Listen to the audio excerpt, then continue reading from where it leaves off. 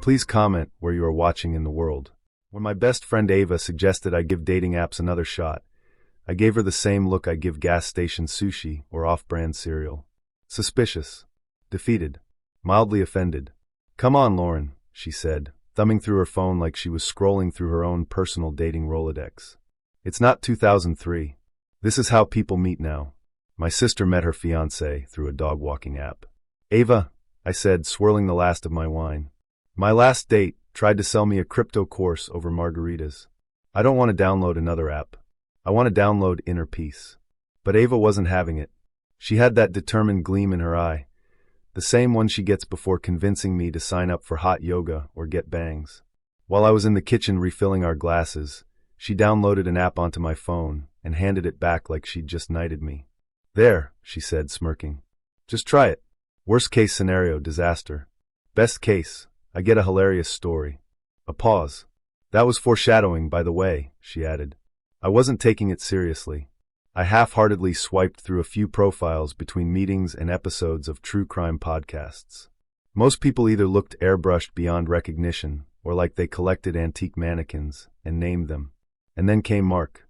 Mark had that easy, scruffy charm, the kind that seemed allergic to hair gel and didn't own a ring light. His bio said he liked hiking, trivia nights, and bad horror movies. He had a picture of himself holding a mug awkwardly next to a golden retriever that, upon questioning, he admitted wasn't his. We matched, and our conversation was great. Suspiciously great. Like, you might actually be a functioning human great. He was funny in a sarcastic way that bounced off mine like tennis balls off a wall. He didn't talk about hustle culture or call me milady, which was a massive plus. By the end of the week, I was laughing at my phone like a middle schooler and barely remembering crypto Chad. Then came the message. "Let's do something different. Not just drinks or dinner. How do you feel about weekend trips? I know this cabin up north.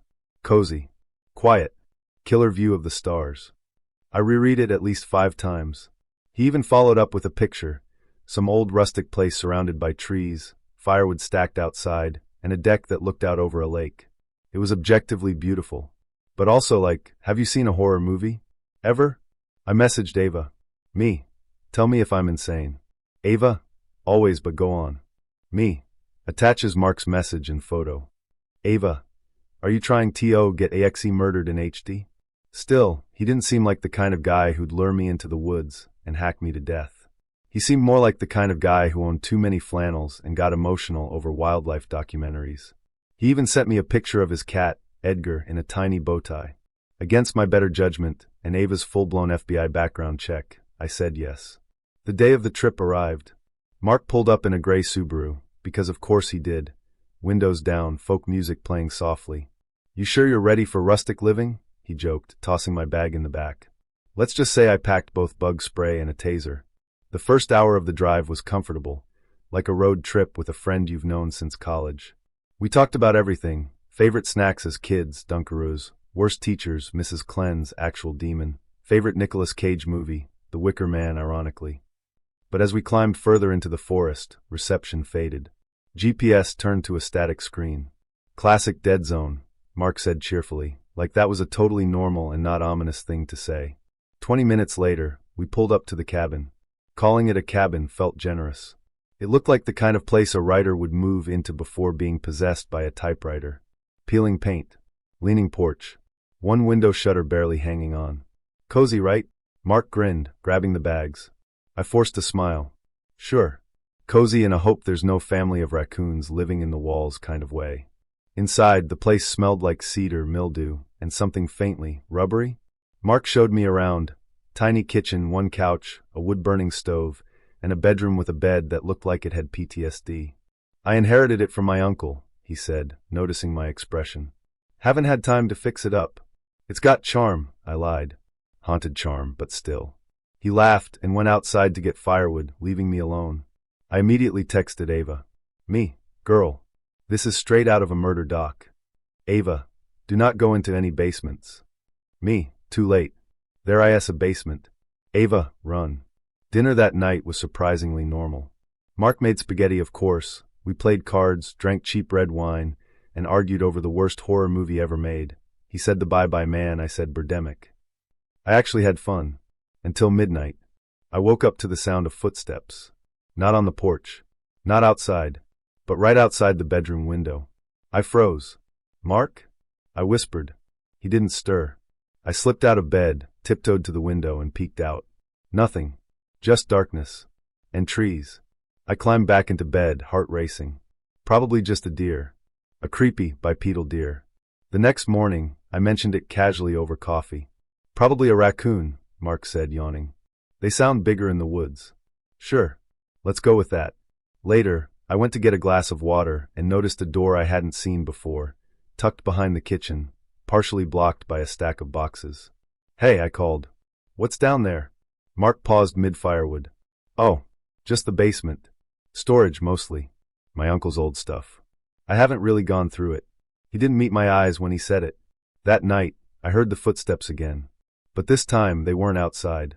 I woke up to creaking floorboards, like someone walking across the living room. "Mark?" I hissed. Nothing. The bedroom door was closed. But then it moved. The knob turned. I sat up, flashlight in hand, heart hammering. The door creaked open, just an inch. Then I saw it. A shadow. Moving past. I shook Mark awake. "There's someone in the house," I whispered. He groaned, sat up, and shined his phone light. Nothing. The hallway was empty. Door wide open. "Probably the wind," he said. The wind, apparently, knows how to use doorknobs now. The next morning, I faked being sick. Mark seemed disappointed, but didn't push. The ride back was silent. I kept checking the rearview mirror, half expecting to see someone, or something, in the back seat. When we pulled up to my place, he turned to me. "I had a really great time," he said. "We should do it again." "Yeah," I said, forcing a smile. "Maybe." I blocked his number before I even got inside. Ava nearly choked on her wine when I told her. "You're lucky you didn't end up on a milk carton," she said between gasps.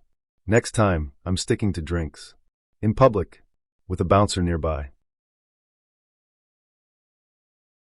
It started with a package I never ordered. It was a Tuesday, early spring, just warm enough that I'd cracked my window for the first time in weeks. I was halfway through a rerun of Mindhunter when the doorbell rang. I wasn't expecting anything. I don't do impulse purchases anymore. I'd deleted my Amazon app months ago because I'd once ordered 27 bamboo skewers at 2 a.m., and I still don't know why. But there it was, a plain cardboard box. No label, no branding. Just my name and apartment number, typed out cleanly on a white sticker. No return address. I should have left it there. Instead, I carried it inside and sliced it open with my house key. Inside was a single item, a mug. Not just any mug. It was identical to the one I'd broken 2 weeks ago, right down to the chipped rim.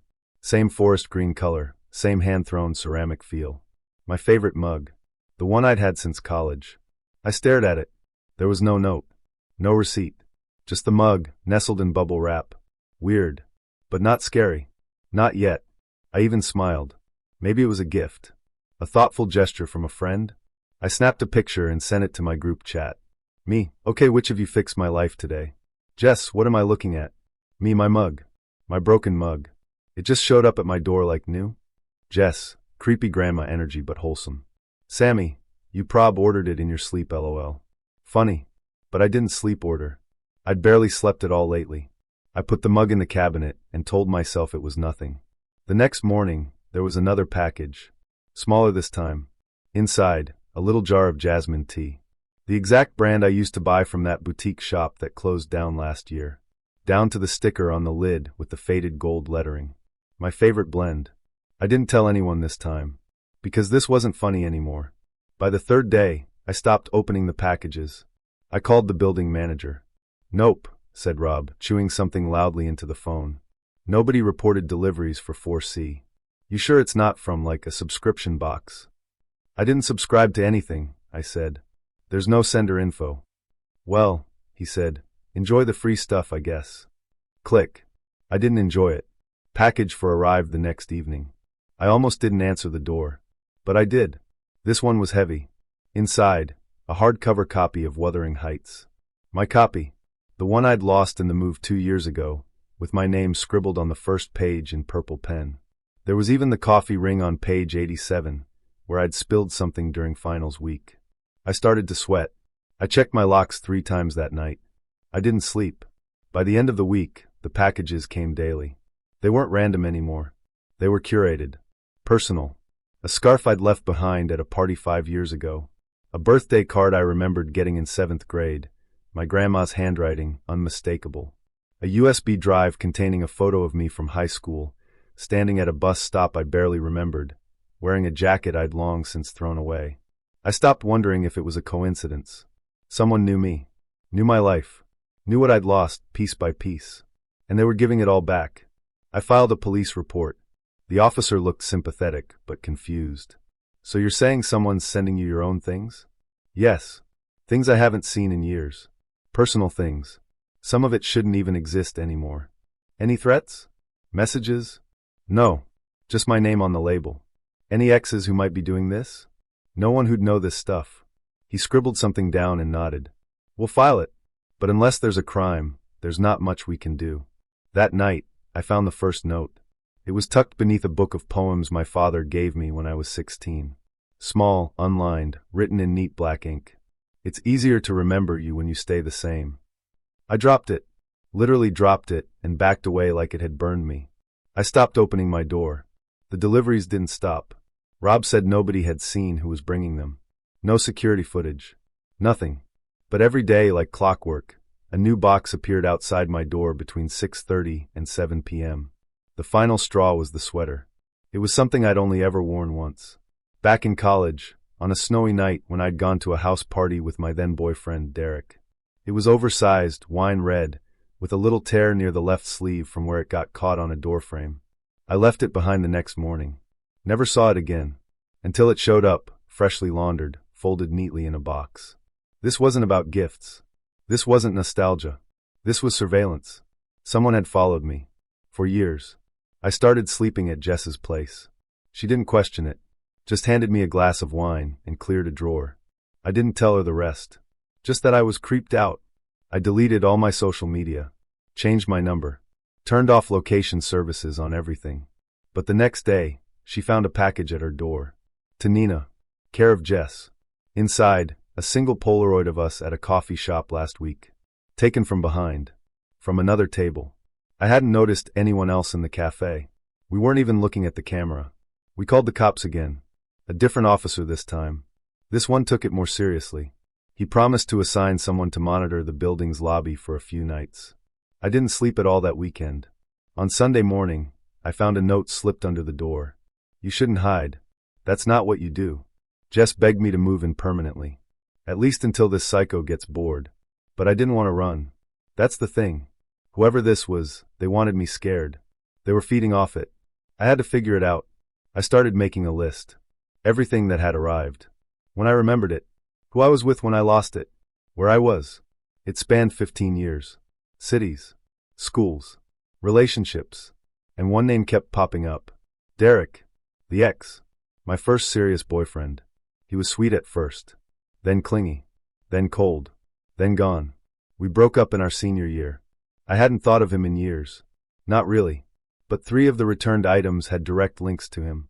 The scarf. The Polaroid. The sweater. My hands started shaking.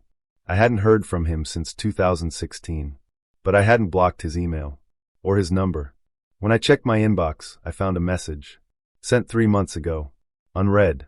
Subject line. Are you still out there? The body. I miss the way you used to laugh. Before you stopped needing me. Attached, a photo of me walking home. I clicked on the sender's name. It wasn't his old email. It was some obscure address. A string of letters and numbers. I replied with a single line. Leave me alone. The response came 3 minutes later. I was never trying to hurt you. You just forget things. I don't. I showed the police. They said the email was untraceable. VPNs, masked IPs. Probably a burner. They advised a restraining order. If I could prove it was him. I couldn't. Derek was a ghost. No address. No job listing. No mutual friends anymore. And the packages kept coming. But then they changed. First, the mug shattered on my doorstep. Same mug. Same chipped rim. Next day, the jasmine tea, opened, leaves scattered, soaked in red dye. Then, a package with nothing but a mirror. And a note. This is what you really look like now. That night, I unplugged everything. Jess was out. I was alone. I turned off all the lights and sat in the dark, waiting. 6:30 came. No knock. 6:45, still nothing. 7 o'clock. Then the doorbell. I didn't move. It rang again. And again. I waited 5 more minutes before crawling to the peephole. No one. But when I opened the door, there was no package. Just my keys. On the mat. I hadn't taken them out of my bag that day. I'd left them zipped into a pouch, deep inside my purse. My purse was still on the kitchen counter. Untouched. I left that night, packed a bag, and went to stay with my sister an hour away. But I couldn't relax. Couldn't eat. Couldn't focus. He was watching me. Still. It didn't matter where I went. He always knew. That Sunday, I got a text from an unknown number. You don't even know what you're missing. You've lost so much. Let me help you remember. Attached, a video. I nearly dropped my phone. The footage was grainy. Security camera style. It showed me, sitting in a coffee shop, alone, sipping tea, smiling at something off camera. Except there was no one else in the frame. No baristas. No customers. Just me. And when I stood up and left, the seat across from mine remained empty. But I remembered someone being there. I remembered talking. That's when it all clicked. I'd been set up. He wasn't just stalking me. He was rewriting my life. I drove back to the apartment the next day. Not because I wanted to. Because I had to know. Inside, everything was untouched. But on my kitchen table was a new package. Inside, a photo album. Page after page of images. My childhood. High school. College. But every photo had been altered. People were missing. Faces blurred out. On some pages, I was smiling at no one. In one photo, I was hugging thin air. And in the very last image, there was me, standing in the hallway, wearing the clothes I had on now. Today's date scribbled in the corner. And behind me, in the mirror, someone standing just out of focus. Watching. I called the police again. They searched the place. No signs of forced entry. No fingerprints but mine. No packages in the building's log. No video footage. No record of anyone named Derek in the system matching my description. When I showed them the emails, they were gone. Wiped. Even the mug was missing from the cabinet. That night, I stayed with Jess again. I tried to sleep, but I kept hearing that doorbell in my dreams. Over and over. The next morning, I found a box outside her apartment. It was empty. Just a single note inside. Delivery confirmed. I never used to believe in gut instincts. But lately my gut has been loud. Deafening.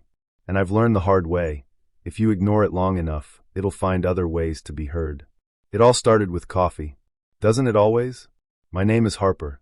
I'm 29, I write freelance copy for tech startups I don't care about, and I spend most of my waking life inside a coffee shop called the Hollow Bean. It's tucked away on a side street most people don't notice. Exposed brick, scratched wood tables, one of those handwritten chalk menus that makes every latte sound like a philosophical experience. The staff knows me. Not well, but enough to nod. Enough to remember my order. It's safe here. Familiar. And that's probably why I said yes when Julian asked me out. We met on an app. Not Tinder. One of the artsy ones. The kind where you pretend you care more about poetry than looks. His profile was short. No goofy quotes or gym selfies. Just one photo, him sitting in front of a typewriter in what looked like a greenhouse.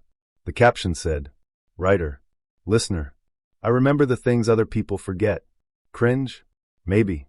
But something about it made me pause. I messaged first. Our conversation was easy. His replies were thoughtful. Calm. A little cryptic, but not in the annoying way. I liked his rhythm. He never double-texted. Never left me hanging. And he asked questions that felt like he'd actually read what I wrote. "I like your voice," he said after the third day. "It's like coffee at night." I don't even know what that meant. But it stuck with me. After a week, he suggested we meet. Somewhere quiet. Familiar. You pick. I chose the Hollow Bean. He said, "I know the one. Table by the second window. Your spot." That should have been the first red flag. But instead I smiled. And ignored the flicker in my chest. I got there early. I always do.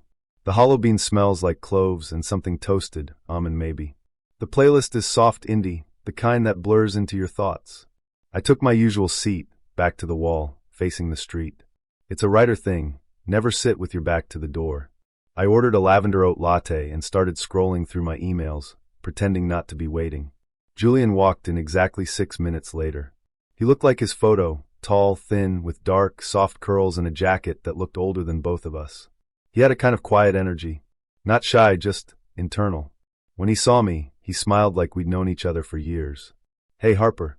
Not nice to meet you. Not hi, I'm Julian. Just hey, Harper," like we were picking up a conversation from yesterday. I stood to shake his hand, but he leaned in slightly. Not enough for a hug. Just close enough to make my breath catch. "You always sit here?" he asked as he slid into the seat across from me. I blinked. Yeah. It's my favorite table." He nodded, smiling like he already knew the answer. The first 20 minutes were fine. Easy even. We talked about writing. Coffee. What books we hated pretending to love. I found myself relaxing. He didn't interrupt. He didn't overshare. And when he looked at me, he really looked like he was cataloging every blink, every hesitation. And then, he said something that made me stop. "You don't post much anymore," he said, stirring his tea. "But I liked the piece you wrote about your mom. The one where she's humming in the kitchen. There was a line, something like, 'Grief smells like rosemary and old vinyl.' That was beautiful." My throat tightened. I had posted that essay. Once. Years ago. On a personal blog I deleted after a week because it felt too raw. No one read it. I never shared it. "I don't remember putting that online," I said. He just smiled. Some things leave a trace. After that, the conversation grew strange. Not overtly. But everything he said felt slightly skewed. He'd mentioned places I'd been. Things I liked. Shows I'd stopped watching years ago. He brought up my cat, Clover, by name. And when I asked how he knew, I laughed when I asked it, trying to keep things light. He just said, "You told me." But I hadn't. Not in the app. Not anywhere. I would have remembered. Right? I ended the date early. Made up an excuse about a deadline. He didn't seem upset. Just nodded and said, "This was nice. You're exactly the way I imagined." That night, I combed through our chat history. Nothing about Clover. Nothing about my mom. Nothing about that table. I tried to move on. Chalk it up to nerves. Maybe I'd mentioned those things and just forgot. But 2 days later, a letter arrived at my apartment. Not an email. Not a message. A letter. Real envelope. My name written in beautiful, slanted ink. No return address. Inside, a single sheet of paper. Typed. "It's not stalking if you're meant to find each other." I dropped it. Literally dropped it like it burned. I blocked Julian. Reported him on the app. Deleted my account. But the next morning, there was another letter. This one had a photo inside. A photo of me. Sitting in the hollow bean. Taken from behind. I was looking out the window, sipping my latte. Alone. There was no one across from me. But I remembered the date. I remembered Julian's face. His voice. Didn't I? I went back to the cafe. It was a cloudy Thursday late afternoon. The hollow bean was half empty. I approached the counter slowly. "Hey," I said to the barista. Her name was Marie, I think. Mid-30s, always wore mismatched earrings. "Weird question. I was here Monday morning. Do you remember if I was with someone?" She blinked. "Monday?" "Yeah. I was at the second table. By the window." She frowned, tapping her chin. "I remember you being here. Same drink. Lavender oat." "Right. But, you were alone. Like always." I sat at the table. My table. I stared at the seat across from me, trying to remember the shape of his hands. The way he held his tea. Nothing came. I reached under the table, fingers brushing the underside of the wood. And that's when I felt it. Something carved into the wood. I ducked down and looked. There, scratched in with something sharp, were 4 words. "You'll come back alone." I ran. Didn't grab my drink. Didn't say goodbye. I ran home and locked every door. More letters came. Sometimes daily. Sometimes at night. They were never threatening. They just described me. You fidget when you lie. You smell like oranges when you're nervous. You check the locks 3 times. I started sleeping with the lights on. Started leaving my TV playing static just to drown out the silence. I stopped writing. Stopped reading. Stopped living. I called the police. They filed a report, told me to install a camera. Told me not to engage. But there was never any footage. No fingerprints. No usable leads. Julian was a ghost. No record of his number. No last name. Nothing. Last week, I woke up to find my apartment door wide open. Nothing was missing. Nothing was broken. But on the table sat a single espresso cup. Still warm. Inside, a slip of paper. We used to drink these in the quiet places. You just don't remember. I don't go to the Hollow Bean anymore. But yesterday, I passed it on my way to the market. Couldn't help but glance in. And there, at my table, was the espresso cup. Waiting. I don't know what's real anymore. I don't know if Julian ever existed. If I ever really sat across from anyone. Or if I've just been talking to the empty seat this whole time. But I know this. The letters stopped today. I didn't expect to say yes to the second date. It wasn't that the first one had gone badly, just forgettable in that he's nice but kind of way. Ethan was polite, clever in a subdued way. He talked a lot about books, asked the right questions. He was tall, wore a watch, smelled faintly like cedarwood. And still, when he messaged a few days later, I stared at the screen for too long, trying to remember if there was anything about him that had truly sparked. Nothing. But I said yes anyway. Maybe it was guilt. Maybe it was hope. Or maybe it was just that empty ache I'd been trying to fill since the divorce, like the space next to me at dinner was louder than any silence. Same place? He asked. I frowned. Same place. You said you loved it, he replied. Said it felt like déjà vu. I don't remember saying that. I don't even remember choosing the restaurant. But he sent the name, and I didn't correct him. The place was called Aubergine. One of those dimly lit, upscale spots with faux French menus and minimalist decor. I wore the same dress as the first date. Not on purpose. Just the one hanging on the back of my door, easy to grab. Black with thin straps, a little tight around the ribs but flattering enough to fake confidence. Ethan was already there when I arrived. Same table. By the window. 2 glasses of water already set. He stood when he saw me. Smiled. Naomi, he said like he hadn't seen me in years. You came back. Of course, I said. I said I would. But even as I slid into the seat, something felt off. The music overhead, it was the same soft jazz I remembered from the last time. But the same track. I was sure of it. Same rhythm. Same lilting piano. Coincidence? Maybe. We ordered. I stared at the menu for a long time, scanning unfamiliar names. But when the waiter arrived, I surprised myself. I'll have the gnocchi with sage butter, I said. As the words left my mouth, I froze. I didn't remember choosing that. Not just tonight, ever. Ethan nodded, pleased. Just like last time. Last time? He smiled over the rim of his wine glass. You said it was nostalgic. Reminded you of your mother. The words settled like sand in my stomach. I'd never said that. Not to him. Not to anyone. I hadn't eaten sage butter gnocchi since I was 13, when my mother overcooked it so badly, I'd made her promise never to try again. I hadn't thought of it in years. The evening moved forward. Talk flowed. Easy. Too easy. He asked about my writing. About the short story I'd abandoned 3 years ago. He brought up a detail I was sure I'd never said out loud. The scene with the crow, pecking at the broken watch. My chest tightened. He laughed at the same moment he had the first time, when I made a sarcastic joke about dating apps being a full-time job with no benefits. Same inflection. Same pause before he replied. I tried to shake it. Tried to breathe. But the room felt rehearsed. Scripted. Like we were actors stuck in a play, performing lines we didn't remember learning. When dessert came, I knew something was wrong. The waiter, same one as before, set down a tiny slice of almond cake with a birthday candle stuck in the top. I blinked. Ethan grinned. Surprise. It's not my birthday. Of course it is, he said gently. At least tonight. I looked around the restaurant. Nobody clapped. No singing.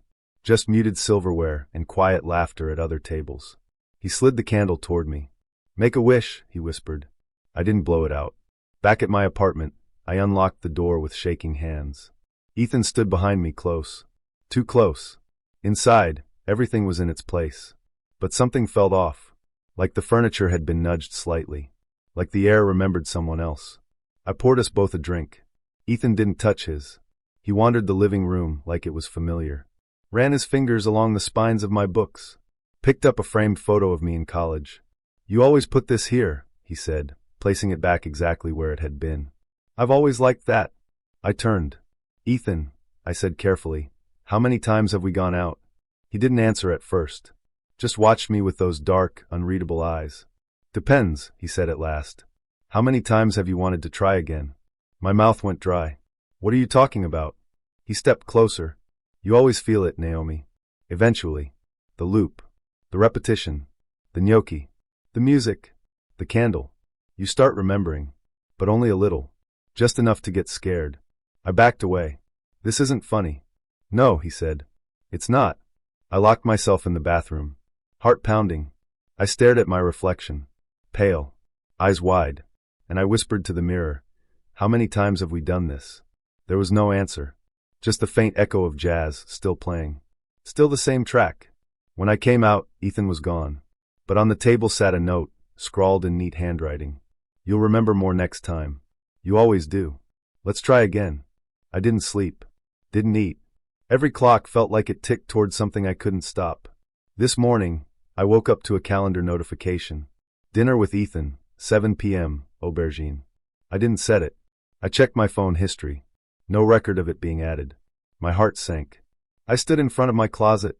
Same black dress. Same shoes. Same tightness around the ribs. I pulled it on like armor. And whispered to myself, "Second plate. Second chance." Because somewhere in me, I knew it wasn't the second. Not even close. The invitation came on a Wednesday, slipped into the inbox I barely checked anymore. No subject line. No sender. Just a single message with 2 lines of text. "You've been seen. You've been chosen. Download Vanta. The Velvet Booth awaits." I should have deleted it. I should have laughed. Instead, I clicked. Vanta wasn't on the App Store. You had to install it manually, with a string of permissions I barely skimmed. Once installed, the app was minimal, black background, silver serif text, and a login screen that asked for nothing but my name. Leah. No profile picture. No bio. Just me. The first and only match appeared within seconds. Rowan. There was no photo. No shared interests. Just a message. Drinks? 9 p.m. Ask the bartender for the Velvet Booth. Corner of Ash and 12th. Don't be late. I stared at it for a full 5 minutes, waiting for more. There wasn't any. It was the kind of night where everything feels slightly underwater. The street was slick from rain that had stopped 20 minutes ago, and the air smelled like wet concrete and something faintly floral. There was no sign above the door. Just a narrow black entrance wedged between a boarded-up bakery and a darkened tailor's shop. Inside, the bar was dim and hushed. Not dead, just muffled, like it was trying not to wake something sleeping behind the walls. I approached the bartender, a woman with a shaved head and a silver stud below her bottom lip. "Hi," I said. "I think I'm supposed to ask for the Velvet Booth?" She looked at me for a long moment. Not confused. More like she was measuring me. Then she nodded once. "This way." She led me through a corridor I hadn't noticed, curved slightly, as if spiraling inward. At the end hung a heavy red velvet curtain. She didn't open it. She gestured, and I went in alone. The first thing I noticed was the quiet. Not just quiet, absence. No sound from the bar. No street noise. No ambient music. Just stillness. The booth was round, enclosed on 3 sides by high velvet walls. Candlelight flickered from a recessed table, casting golden ripples across the plush seats. I sat. Waited. He arrived without a sound. No footsteps. No rustle of the curtain. One moment I was alone. The next, someone sat across from me. I couldn't see him clearly. The booth was lit oddly, shadows falling across his face even when the candle flared. But I saw his hands, long fingers, neat nails. His voice, when it came, was warm. Smooth. "You came." I nodded, mouth suddenly dry. I didn't have any questions until just now. He laughed soft and low. Curiosity is the most honest part of us. There was a drink waiting for me. Pale gold in a short glass. I didn't remember ordering it. But I drank. We talked. About art. Memory. Why strangers feel safer than friends. He knew things. "Your first sketchbook," he said. "The one with the torn spine. You hid it under your bed because you were afraid your dad would laugh." I froze. "How do you?" "You showed me." "No, Not here," he said gently. "But in the places between. I should have left then. But I didn't. Time passed. Or didn't. The candles never burned down. I never got up. I started to feel heavy. Not drugged. Just full. Weighted. Like the velvet itself had begun to settle over my skin. I reached for my phone. It wasn't in my bag. Neither were my keys. The booth felt smaller now, and the candlelight brighter but colder. "I think I should go," I said. Rowan tilted his head. "You always say that," he murmured. My blood turned to ice. "What?" "Every time. Different dress, same eyes. Same loneliness." I stood. Tried to push through the curtain. There was no curtain. Just wall. Solid. Velvet covered. Seamless. I turned to him. What is this? A conversation, he said softly. An offering. An answer to the ache you carry like a second skin. I backed away. You're not real. He smiled, teeth too white in the shadows. Neither is hope. But we believe in it anyway. I don't know how long I screamed. I don't remember falling asleep. When I woke, I was alone again. Back in my apartment. Phone on the nightstand. Keys in the bowl. Clothes folded neatly at the foot of the bed. As if nothing had happened. Except, on my phone, the Vanna app had changed. No longer black. Now crimson. And at the top, Leah, one match awaiting. I tapped it. It showed a new profile. Name Leah. Status, available. Bio, she listens. She understands. She waits. Below, a blinking message. Welcome back. Someone's curious. And beneath that, a button. Unlock the booth. I don't sleep much anymore. And every night, the candlelight flickers behind my eyes. Waiting. For someone else to ask. Someone else to choose. Someone else to sit across from me. And wonder where the door went.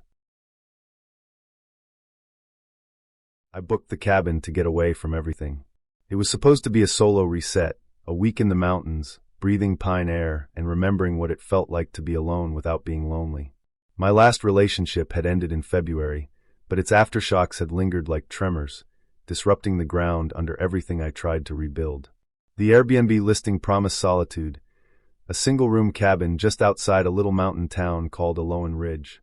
It had a wood-burning stove, a reading nook, and a porch with 2 rocking chairs I imagined myself never leaving. On the 3rd day, I caved and downloaded the app.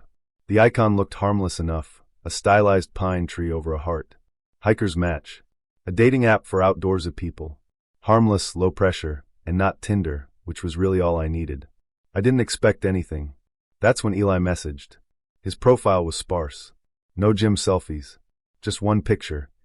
Him standing beside a waterfall, arms crossed, wearing a beanie and looking like someone who actually lived outside. His bio said local guide. Wildflower enthusiast. Hikes better with company. He messaged me a few hours after I joined. Hey, I saw your profile. There's a spot off North Ember Trail where the bioluminescent moss blooms tonight. You'll miss it if you wait. I blinked. It blooms. Only once a year. You up for a night hike? I should have said no. Or maybe waited until the next day. But the idea of seeing something rare, something secret, it tugged at something inside me I hadn't felt in months. I messaged back yes. We met just before sunset, where the trail curved away from the paved overlook. I half expected him to bail, but there he was, just like the photo. Flannel shirt, backpack, hiking boots that looked lived in. Hey Tess? He asked, voice warm but low like it didn't want to disturb the trees. Yeah. Eli? He smiled. Got an extra flashlight. The trail gets dark fast. I had one too, some cheap LED thing I'd bought at a gas station, but I accepted his anyway. At first, it was beautiful. The trail twisted through narrow pines, the scent of damp bark and loam rising as we climbed. Eli walked ahead, occasionally glancing back to point out strange plants or knots in the trees that looked like eyes. He spoke softly but constantly, like someone who spent more time in forests than cities. I've lived up here since I was a kid, he said at one point. These trails raised me. I can tell, I said, laughing. You haven't even checked your phone once. I left it back at the truck. That should have been a red flag. An hour in, we stopped for water. The sun had slipped beneath the ridgeline, and the forest darkened fast. Our flashlights cut soft cones of light through the mist curling up from the earth. That's when mine flickered. Just once. A quick sputter. Then again. Eli noticed. Ah, might be the batteries. Try mine. I shook my head. It's fine. Just weird timing. Yeah, he said, voice slower. Weird timing. The trail narrowed. The silence deepened. At some point I realized I hadn't seen a single trail marker in almost 30 minutes. Hey, I said, are you sure we're still on North Ember? Eli didn't answer at first. Then, this is older than Ember. What does that mean? Another smile. Means it's quieter. My flashlight flickered again, faster now, like it was syncing to something. A rhythm. A pattern. When I looked up, the trees were marked, carvings shallow and fresh, spirals and excess and forked lines that curved toward the sky. Did you? I started. They don't like being seen, he said suddenly. My mouth went dry. Who? He turned. The moss. You came to see it, didn't you? I wanted to run, but the flashlight died. Darkness swallowed the trail, and Eli's voice came again, from somewhere behind me this time. This is where they find you. I don't remember falling. I remember breathing, ragged and fast, my fingers scraping wet earth, bark catching in my palms as I scrambled toward what I thought was downhill. I never screamed. The woods were too thick. My voice didn't belong there. When I woke, it was dawn. I was back in the cabin, curled up on the wooden floor, caked in dirt. My hands were bleeding. My flashlight was on the nightstand, still flickering. I opened the app. No profile, no messages, no trace of hiker's match on my phone. Just the flickering flashlight, and the carvings in my dreams. I met Arya on a forum for digital creatives. What started as casual exchanges about photography and UI design slowly evolved into something deeper. We moved from public threads to DMs, then to texting daily. I didn't plan to catch feelings through a screen, but Arya had this way of making me feel understood. In a world of filtered selfies and shallow banter, she was real, or so I thought. We were both too busy for travel. She was finishing her second degree in Boston. I was freelancing out of Seattle. But after 4 months of late-night messages, voice notes, and sharing playlists, we agreed on something simple, a weekend-long video date. Friday night through Sunday evening, just us, no distractions. I called it the screen sleepover. Arya called it a test drive for long-distance love. That Friday, I finished my client work early. I lit a candle, changed into my favorite hoodie, and brewed a pot of tea. My apartment was quiet, the city outside humming low in the background. When I opened the video chat, there she was. Arya smiled, her face framed by loose curls and the soft glow of a desk lamp. She wore a dark green sweater and sat in front of a cluttered bookshelf I recognized from past calls. The familiarity warmed me. You look nervous, she teased, tucking a strand of hair behind her ear. Excited, I admitted.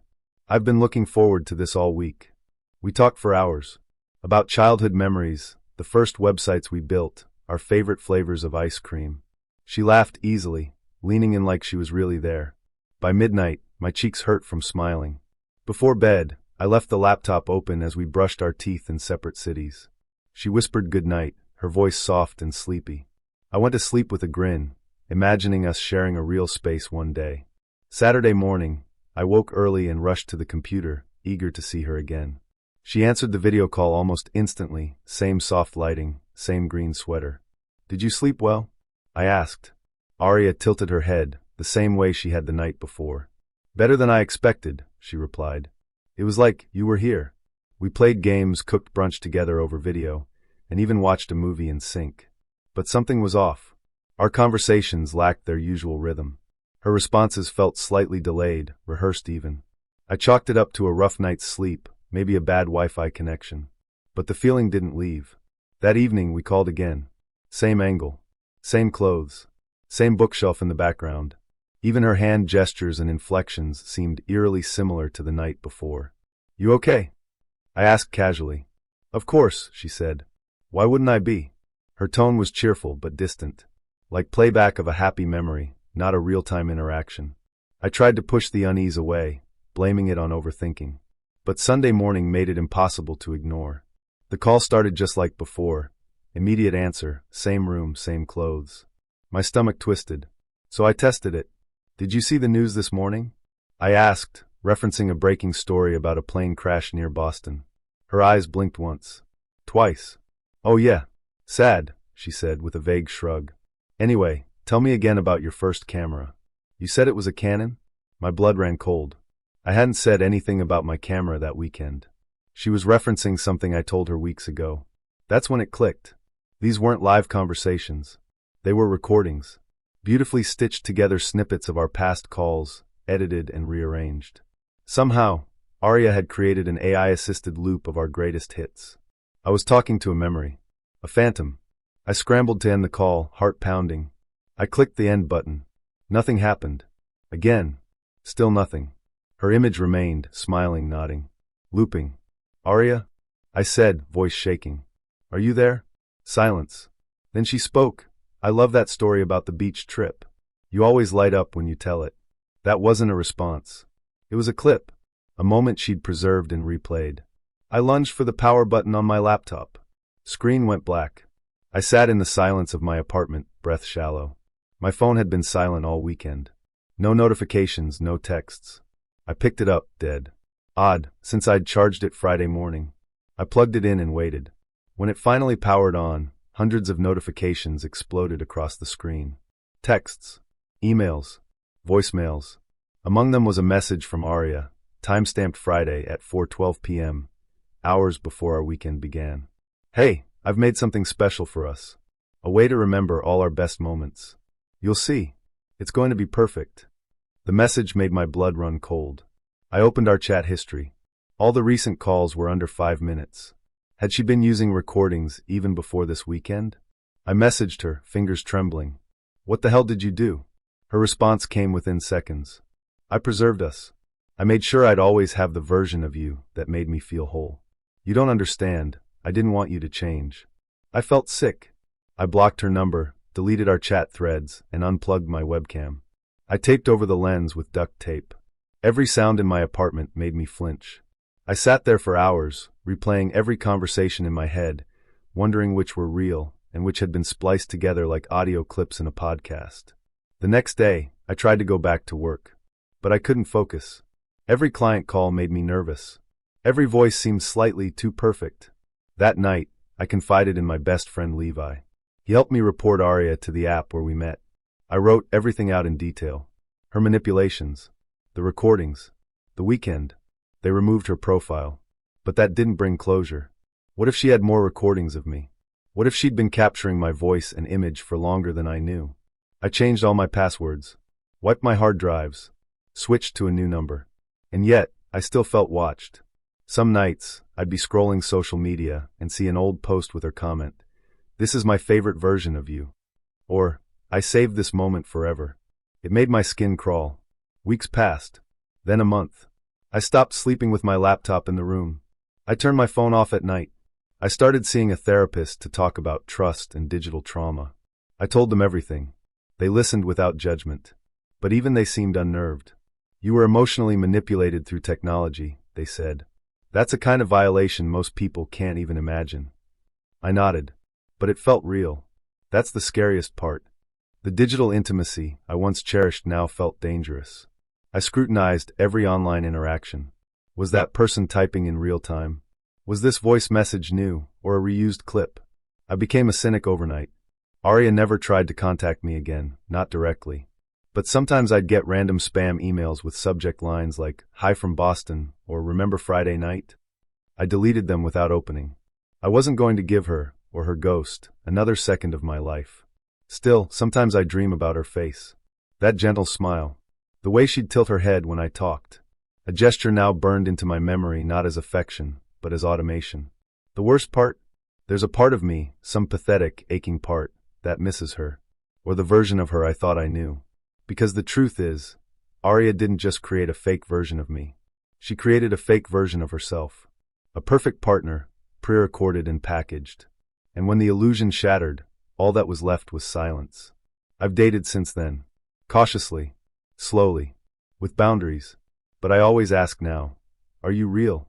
And I don't mean in the bot check kind of way. I mean, are you here with me? In this moment? Because I can never go back to living inside someone else's loop. And I'll never trust a green sweater, a bookshelf, or a perfect smile the same way again. I met Lana on a rainy Tuesday at a community book club. She sat 2 seats away, hair pulled into a loose bun, thick glasses sliding down her nose, laughing quietly at something the moderator said. I remember thinking she looked like someone who knew secrets, serious ones, but knew how to keep them. I asked her out for coffee after the second meeting. She said yes. From there, everything clicked. We talked about obscure authors, swapped playlists, and debated over which Marvel movies deserved cult status. She was bold, curious, funny, and completely unpredictable in the best way. I fell fast and hard. 10 months later, I still felt that same flutter in my stomach when she smiled at me across the table. So when I walked into Braxton's, a newly opened bar and restaurant downtown, I wasn't expecting my world to tilt sideways. It was supposed to be a night out with the guys. A casual plan to catch up and try the food everyone had been raving about. Braxton's had that new age vintage vibe, industrial lights, exposed brick walls, smooth jazz humming through the air. We slid into a booth near the back. I ordered a beer and leaned into the easy conversation, something about the playoffs and who was bound to disappoint us this season. That's when I saw her. Lana, across the room, seated at a candlelit table, looking like she'd stepped out of a magazine shoot. She wore a sleek black dress, her hair down in soft waves. She was smiling at the man across from her. A man I didn't recognize. He leaned in close, his hand brushing hers as he laughed. My stomach knotted. At first, I told myself I was overreacting. Lana had told me she had a huge family, 40-something cousins, all living in the same city. Maybe he was one of them. Maybe it was nothing. But I couldn't stop watching. He reached across the table and grabbed her wrist, gently at first. Then firmer. Lana's smile faltered. She tried to pull her hand back, subtly, but he didn't let go. Then he did something that made the blood drain from my face. He reached up and gripped the back of her neck, leaning in like he was going to kiss her. And she didn't move. I was out of the booth before I realized it. My chair scraped loudly against the floor. My friends turned to watch as I stormed across the room. "Hey," I said, voice sharp as I reached their table. "Get your hands off her." The man looked up, startled. Lana's eyes widened, but not in relief. In anger. "What the hell are you doing?" she snapped, pushing her chair back. I blinked, caught off guard. "I saw him grab you. I thought." "We're on a date, Callum," she interrupted, her voice cold and hard. "Why are you here?" I felt like someone had punched me in the chest. "A date? What about us?" She rolled her eyes, exasperated. "Yes, we're dating. But I'm seeing other people too. We never said we were exclusive." The restaurant buzzed with silence. I felt every pair of eyes in the room watching us. I wanted to disappear. I didn't know," I said lamely. She scoffed. "You never asked." I mumbled an apology and turned to leave, my face burning. I barely heard the rest of their conversation as I stumbled out, my friends trailing behind me in confusion. That night, I didn't sleep. I kept replaying her words. We never said we were exclusive. Maybe we hadn't. Maybe I'd just assumed. But how could someone talk about future kids, moving in together, what names we liked for pets, and still think it was casual? The next few days passed in a haze. I didn't text her. She didn't text me. I couldn't decide if I was angrier at her or myself. I remembered 100 little moments, her tracing the veins on my forearm, her falling asleep on my chest, her telling me I was her favorite safe space. Did none of that mean anything? Then came the Sharks game. We'd bought the tickets months ago. Lana had been excited. She loved hockey almost as much as I did. In the fallout from Braxton's, I'd forgotten all about it. But as I walked toward the arena that night, part of me hoped she'd be there. Maybe it would be awkward. Maybe it would be closure. She was there, wearing her custom jersey, her infamous shark-themed pasties peeking out under the team logo. She grinned when she saw me, as if nothing had happened. As if she hadn't blown up my world 3 nights earlier. "Hey, stranger," she said brightly. "You ready for this?" I blinked. "You're still coming?" "Of course. Why wouldn't I?" I didn't have an answer. She linked her arm through mine and guided me toward the gate. "Look," she said, her voice low. "I know the other night was messy. I probably could have told you earlier about everything." "You think?" I muttered. She ignored me. "But I like you. I really do. I'm just not ready to settle down. Ken and I have been seeing each other for a while. It's complicated." "Ken. So the guy had a name." Lana paused, then added, "If I ever decide to be exclusive, I'll let you know." I stared at her, stunned. "That's not how it works." She laughed. "It is for me." I didn't know what to say. The crowd was pushing us forward, sweeping us into the arena. We found our seats, and for the next 3 hours, I watched her transform. Cheering, dancing, flashing those stupid pasties at the Jumbotron camera like nothing had changed. Like she hadn't just rewritten the rules of our relationship in a way that made me feel like a prop. I laughed when she laughed. I clapped when she clapped. But inside, I was breaking. After the game, as the crowd started thinning out, she turned to me. "You want to grab a drink? There's this new place with killer cocktails." I stared at her. "How can you be so normal right now?" Her smile dimmed. "What do you mean?" "I mean, how can you pretend like nothing's changed?" She tilted her head, genuinely confused. "Because it hasn't. You're still you. I'm still me." "No," I said. "I thought we were something else." Lana's expression softened, almost like pity. "You built something in your head. I never asked for that." And maybe she was right. Maybe I had built something. But I built it with her encouragement, her laughter, her late-night whispers, her shared dreams. She stood, adjusting her jacket. "You coming?" I looked at her for a long moment. At the woman I thought I knew. At the woman who existed only within the borders I hadn't realized she'd drawn. "No," I said finally. "I think I'm done." Her face changed, surprise, then something unreadable. She nodded slowly. "Suit yourself." I watched her disappear into the crowd, her figure swallowed by neon lights and roaring fans. And I sat alone. I don't know how long I stayed in that seat after the game. Long enough for the janitors to start sweeping, for the last hot dog stand to close up. I couldn't move, because I realized that I hadn't just lost her, I'd lost a version of myself. The version who believed that love could be simple. The version who thought that sleeping in someone's bed and hearing, "I missed you," meant something real. Over the next few days, I tried to make sense of it. I talked to friends. Some were supportive. Some shrugged. "Did you two ever define things?" they asked. No, we hadn't. And maybe that was my mistake. I started to see Lana's actions in a different light. How she always dodged direct questions about where she'd been. How she introduced me as a good friend at parties. How she'd disappear for whole weekends and resurface with vague stories. She hadn't lied. Not technically. But she'd let me believe a story that served her comfort. And when I tried to confront it, she acted like I was the one rewriting the script. That's what hurt the most. Not the other guy. Not the games. But the feeling that I'd been edited out of my own relationship. Eventually, I unfollowed her on social media. Deleted our old photos. Stopped checking her playlists for clues. She never reached out again. And maybe that was for the best. Months later, I heard through a mutual friend that she was still dating Ken. That they'd broken up twice, gotten back together, and were now on a break. I didn't ask for more details. Because I was healing. Slowly. I started dating again. Carefully. I learned to ask questions early. To define things. To speak up when something felt wrong. I stopped romanticizing ambiguity and started valuing clarity. And every once in a while, I'd find myself thinking about that night at Braxton's. The way everything shifted in one moment. The way love, unspoken, can become a ghost. I don't hate Lana, but I mourn the version of her I believed in. The version who danced barefoot in my kitchen. Who said my laugh felt like home. Maybe she meant it in the moment. But moments aren't relationships. They're fragments. Beautiful, fleeting. And if you build too much on them, everything cracks. I know that now. And I've learned to walk on solid ground.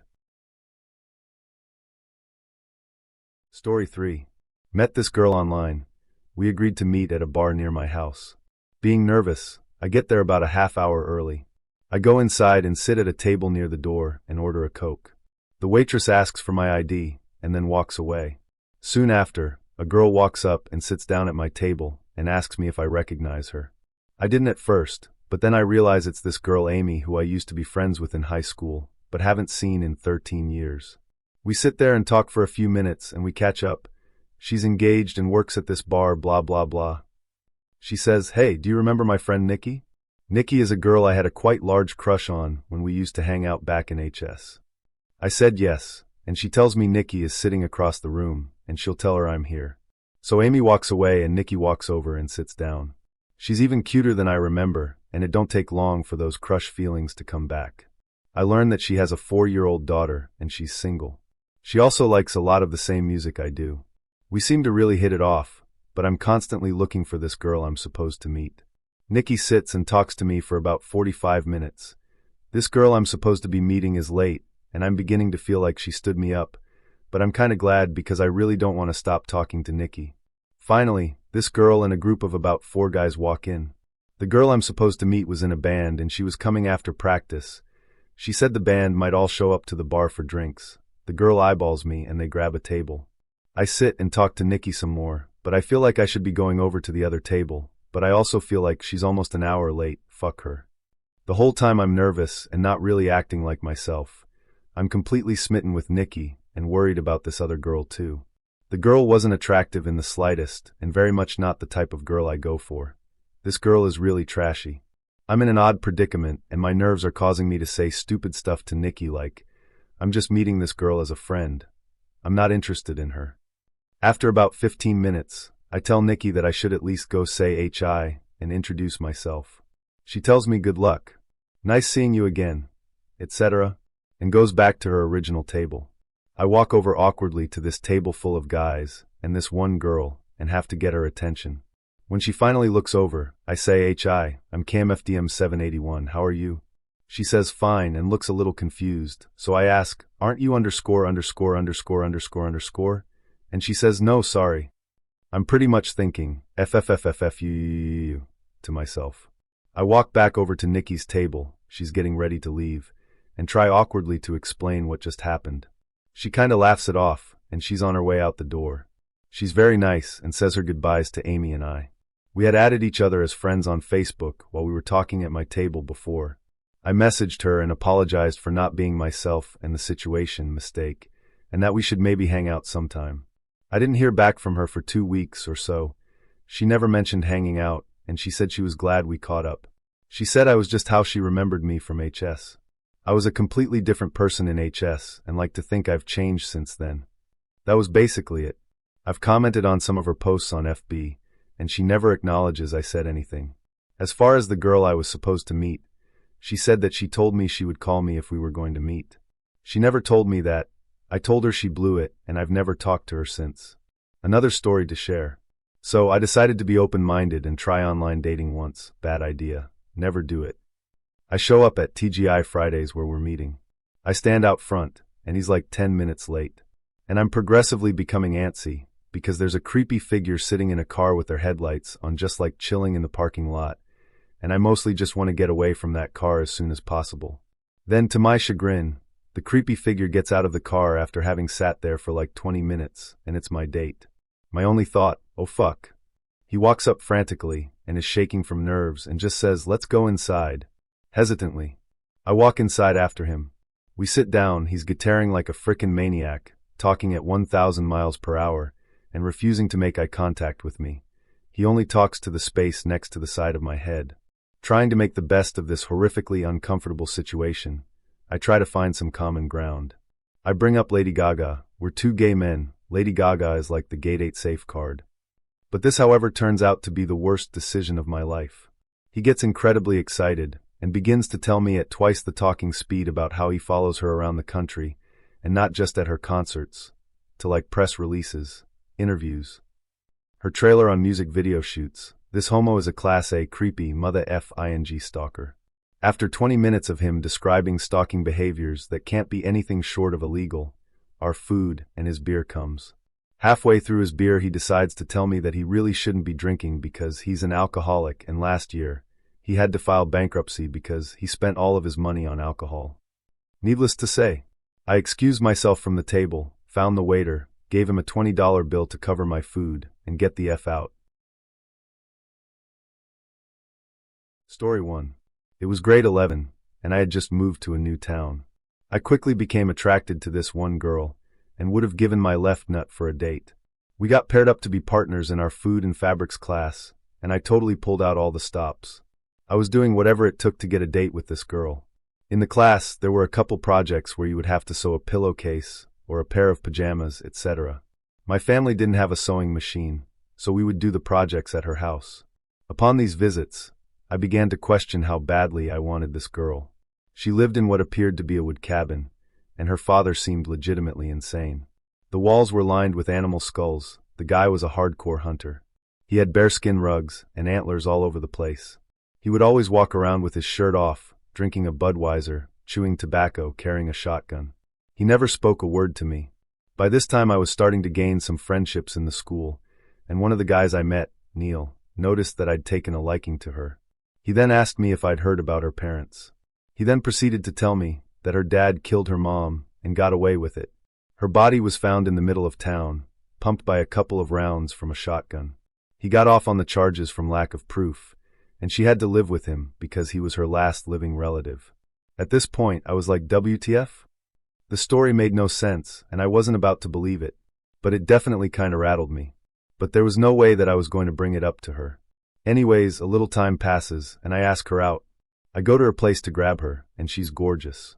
Her dad makes a comment about, you know what'll happen to you if you touch her, and suddenly the story is the only thing I can think about. We went skating, then to a movie, but I was terrified the whole time. I just couldn't get the thought out of my head, that her dad was going to kill me when we got back to her place. So after a subpar date, I start the long drive back to her place. We get to the end of her driveway, long driveway, she had an acreage, and she gets me to park and turn of the lights. She wants a kiss. At this point, forget her dad. I lean over and put some moves on. We stop, and I turn the lights back on. There's blood in the snow at the end of the driveway. I wanted to say something, but didn't want to sound like a pussy. Her dad was a hunter, right? I'm sure there's a logical explanation. I put the car in drive and start the winding drive down her driveway. The trail of blood seems to be getting thicker, and I'm getting more freaked out. She still says nothing, as she's fixing her hair in her mirror. I keep driving. More blood. I turn the last corner of her driveway and see my headlights shift from the trees to her father, standing in the middle of the driveway, covered in blood. Blood all around him. Huge fucking knife in hand. And what appeared to be a naked human body lying at his feet. I start hyperventilating. Suddenly I'm crying and don't know why. I piss my pants. Her dad takes me to the hospital. Turns out, I have had mild asthma for my entire life. And had a panic attack. The dad found a bear at the end of the driveway, shot it, drug it down the driveway and skinned it, or at least the part one saw, before we got back. Anyways, that was a little over 3 years ago, and I'm still with the girl. Her dad calls me a pussy all the time, except we've gone on hunting trips together, and I'm pretty sure he's a fan. Neil was a jealous ex, her parents split up, her mom's actually pretty awesome too. So, that was my worst date ever. Another story to add here from my friend. I have one. I was dating this girl, and I went over to her house. At the time, I didn't have a license. So, I get to meet her dad. He's a low talker. And I really mean it. You can barely hear a word he says. And he gets mad when you ask what. Within 30 minutes of being over there, a car screeches its brakes outside the home. The dad jumps like a puma from his chair to a coffee table, grabs a gun, and then jumps to the side of the front windows and holds the gun near his face like an action movie guy. Later in the evening, we go out for a walk to go make out or something. We get near the house and she all of a sudden goes, "Hold on." She walks up to this porch and I realize she's talking to her dad who's in a hot tub. Apparently, the whole time we were walking, he had a gun trained on us and was low talking speak. Speak. Like speak or I'll shoot you, intruder. Later, she tells me she's going to bed and that her father will give me a ride home. This is bad enough. But then, the father invites me down to his dark den where there's this weird Japanese music playing. I can barely see a thing. He then starts telling me about Vietnam and showing me pictures he had created. This was '94, so I don't know what passed for Photoshop, on his computer of nearly naked men in the jungle with helicopters and stuff. At this point I kept thinking, Grandma take me home. Grandma take me home from that Nirvana song. Then he starts talking about Pendragons and how he was a Pendragon and King Arthur was, and finally my patience wore off. I say finally as in 5 hours later, and I say, look, I really need to get up for school. He seems ticked and gets up saying, let me get dressed. I then realize the whole time he was naked. I have more stories. He eventually went to jail for either drug running or molestation or both, I forget. Story 5. Well, it wasn't so much that she wanted to do what I now know as the daddy/little girl game, and that she actually literally identified as a 4-year-old, age play I think they call it, or that she was clearly still obsessed with her ex, or that after all this coming out on the second date, she proceeded to divulge that she had been raped many, many times. In graphic detail. It was so excessive that there's no way it was true, but when someone tells you that kind of thing you want to give them the benefit of the doubt.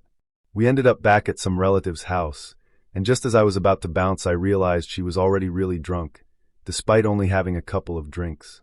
She was a pretty tiny girl though. And then she began to talk about Sweeney Todd, the demon barber of Fleet Street.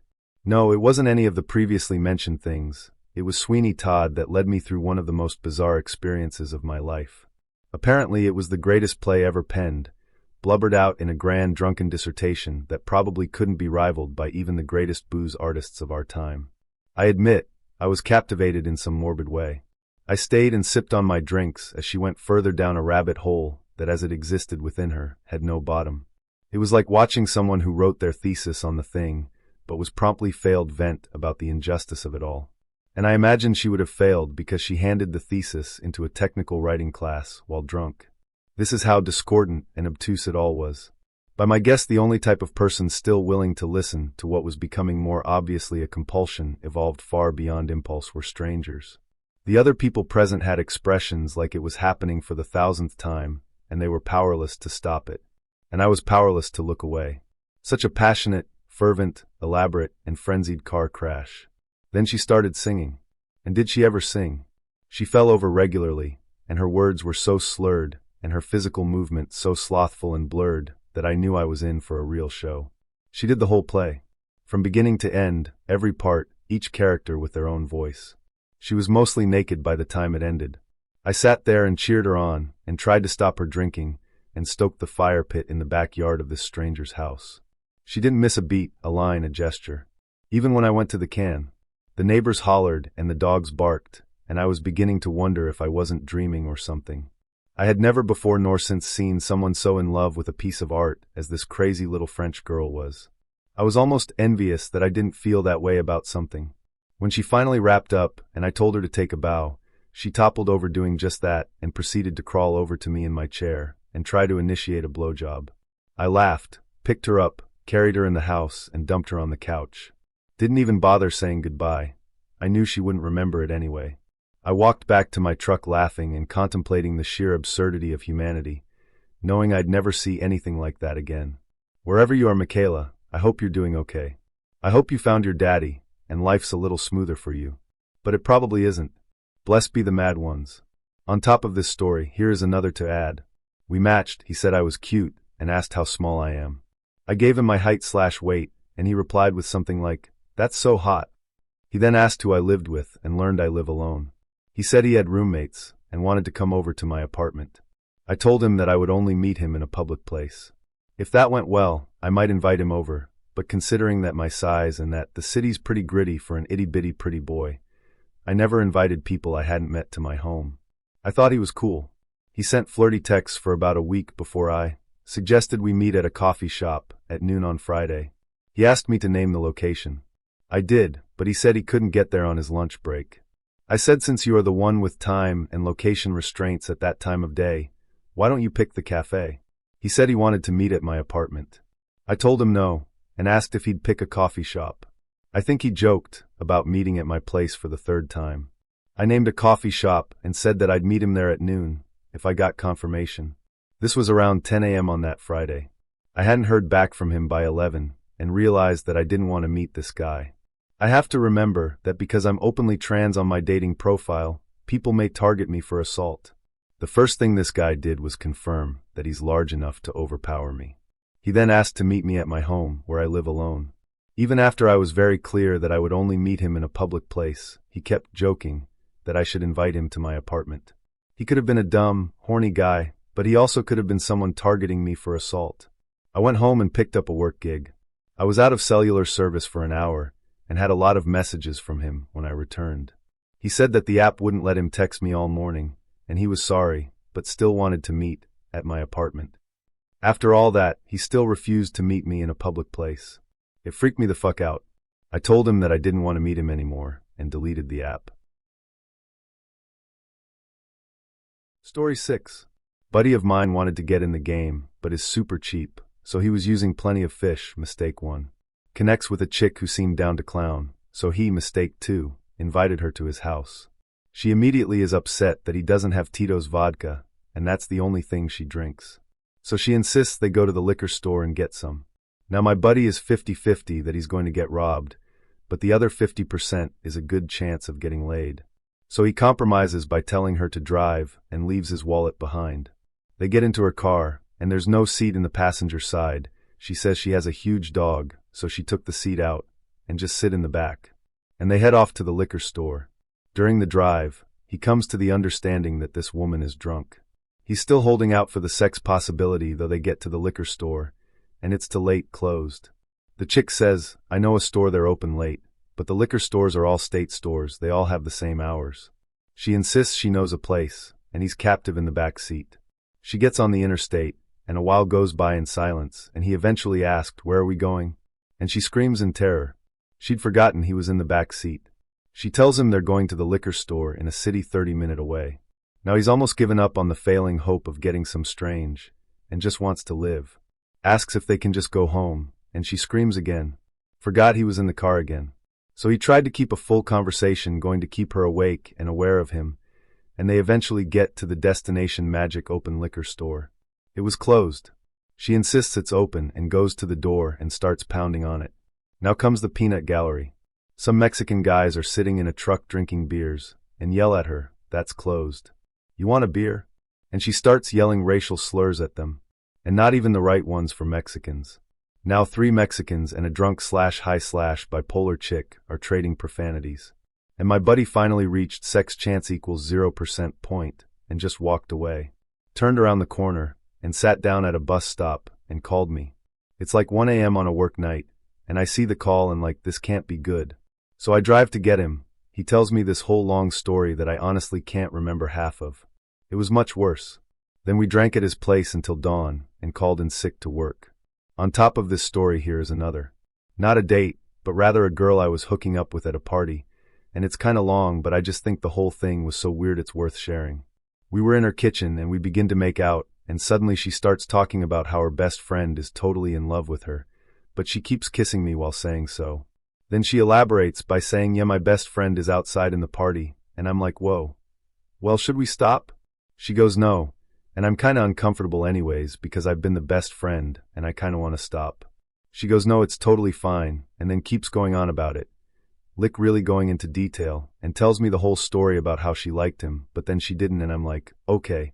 And before I can decide what to do, the best friend walks into the kitchen. He goes, "I'm sorry," and then walks out. Normal uncomfortable situation, right? Well, this happens at least 3 times. Like, he keeps walking in and going, sorry. Dude is clearly drunk at this point. So the 3rd time I'm like, nah dude, you guys clearly need to talk. I'll just be outside, you figure out stuff. And the girl holds my hand and makes me stay, but then starts talking to him and like, she wants me to be a 3rd neutral party or something. She begins to tell him that she didn't like when he did so, and she asks me, "What do you think?" while holding my arm tightly and not letting me go. I said fuck it and just end up playing along and actively listening to them and trying to help them. I'm a teacher, so I guess I'm good at that. Long story short, I managed to get out of that situation eventually. We go outside, and a few hours later people start leaving, so I go back to her apartment to grab my stuff. Of course, she comes back with me, and now we're all alone in the apartment. We go back to the kitchen and things start getting hot again, when suddenly we hear a knock on the door.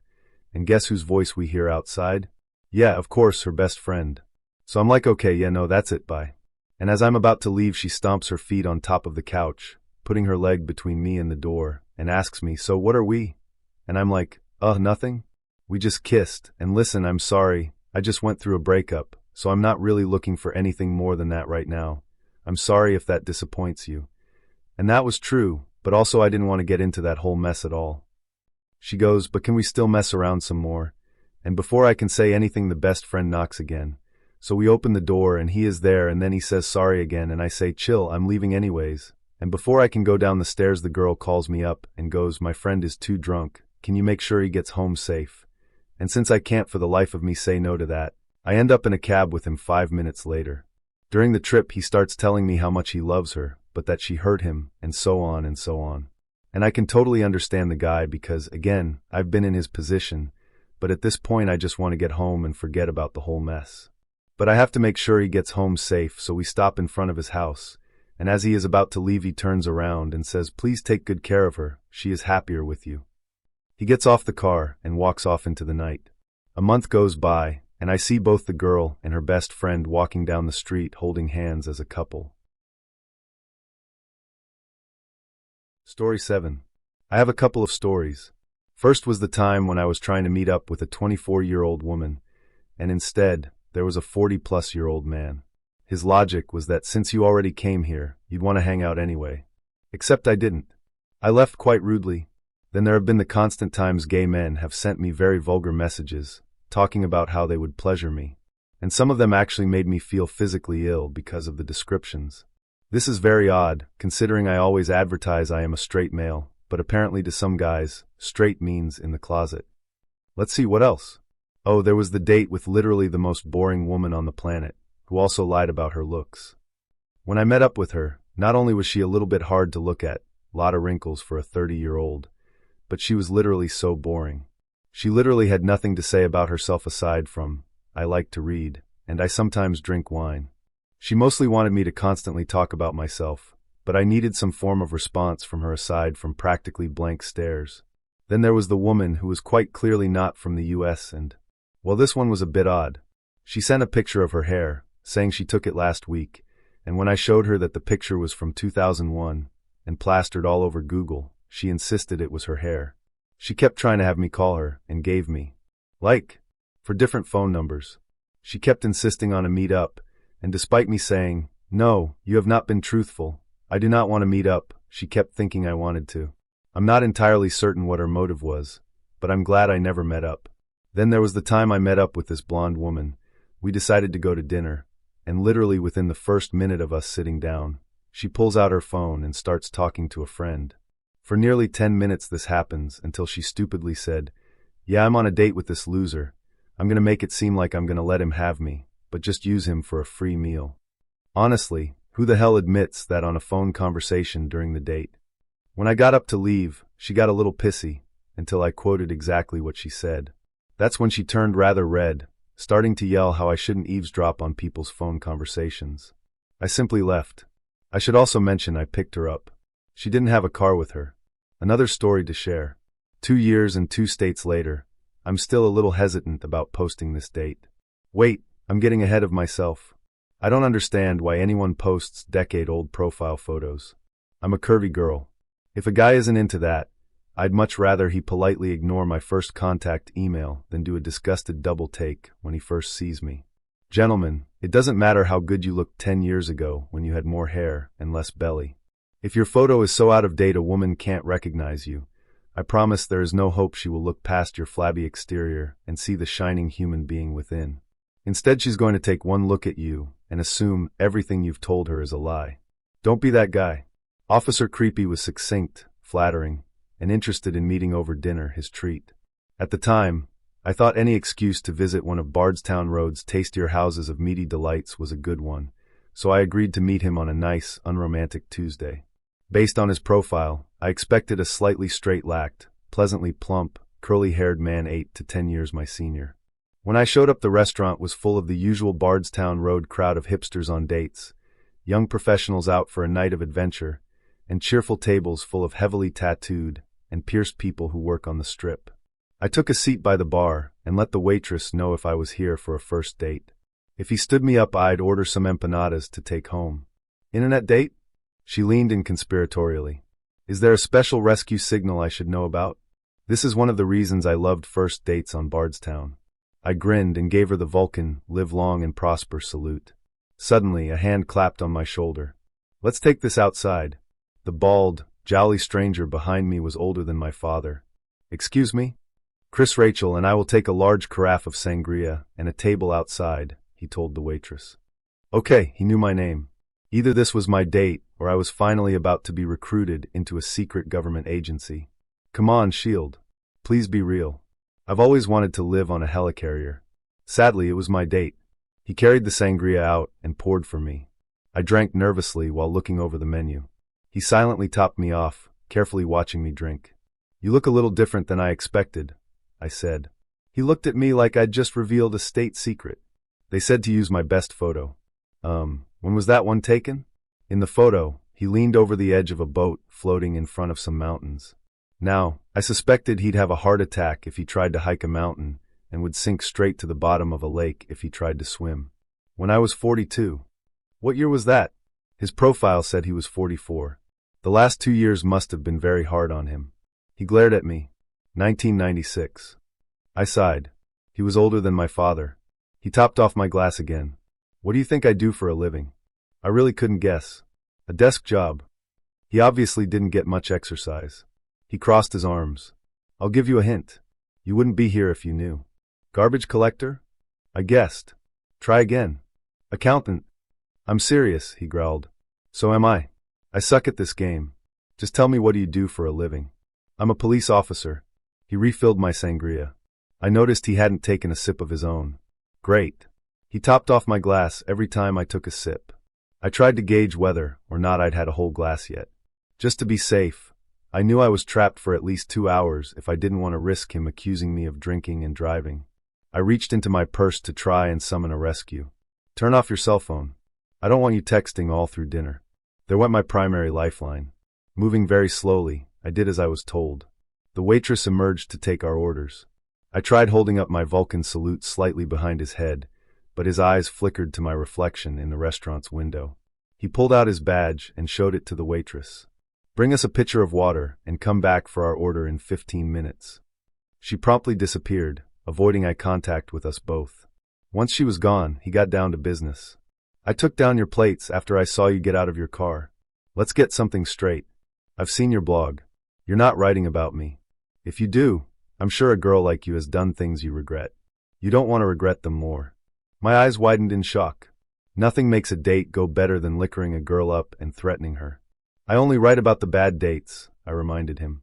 Honestly, most of my dates are just plain conversation. We don't really feel a spark. We go our separate ways. No harm done. I gave him an optimistic smile. He laughed bitterly.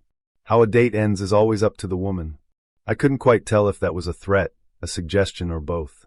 He topped off my sangria again, then looked me in the eyes. You'd regret writing about me. It's a bad idea. Now take a drink. Relax. I dutifully put the glass to my lips. Over the next 2 hours, I learned that after his upcoming retirement, he fantasized about building an isolated house on a cliff face in Chile, where supplies would be delivered by donkey once a week and no one would bother him. I pointed out I'm a city girl who loves living in a walkable neighborhood with my own corner bookstore, restaurant, and bar where the staff knows me. I learned he resented people with advanced education because, according to him, the only purpose of an academic degree was to indoctrinate people into the liberal agenda. I pointed out I listed my MA in history on my online profile. I learned he thought the space program was a stupid waste of money. I pointed out I follow the X Prize religiously and covet stock in Bigelow Aerospace. Under other circumstances, I would have left over an hour earlier, but I wasn't sure how to get away from Officer Creepy without being accused of a DUI. I hadn't touched my sangria since his revelation. After a while, I had to know. Listen, I asked as politely as I could. I'm pretty honest on my profile. I'm a liberal, overeducated, geeky city girl. We don't have anything in common. Why did you write to me? Girls on OkCupid put out. The horror in my face must have fazed him. He grunted and looked away. Never mind. You're fatter than I expected. That was the first good news I'd heard all night. I'd rub mud in my hair and roll around in trash if it would get me out of this horrifying date. I like lanky tech nerds built like a sack of hangers. This conservative cop was not only older than my father and willing to lie about his age and interests to con a woman into meeting him, but he had the graceless figure of an overripe pumpkin. I scrambled to come up with an appropriate response that would save face for him without resulting in retribution for me. It was really interesting meeting you, but I'm looking for a relationship, not a one-night stand. I'm sorry you wasted your evening. Let me buy dinner. Get the sangria too. The carafe sat untouched since he revealed he was secretly a cop. I felt lucky he didn't tell me to buy him a gift certificate and a box of donuts. I waited silently while the waitress boxed up both our dinners for him to take home. This better not show up on your blog. While I waited to sign the debit card receipt, he huffed off to find some other women to intimidate. Once he was gone, the waitress topped off my carafe of sangria before sealing it with aluminum foil and a rubber band. Take it home. She gave my shoulder a sympathetic squeeze. You look like you could use it. Story 6. Buddy of mine wanted to get in the game, but is super cheap, so he was using plenty of fish, mistake 1. Connects with a chick who seemed down to clown, so he, mistake 2, invited her to his house. She immediately is upset that he doesn't have Tito's vodka, and that's the only thing she drinks. So she insists they go to the liquor store and get some.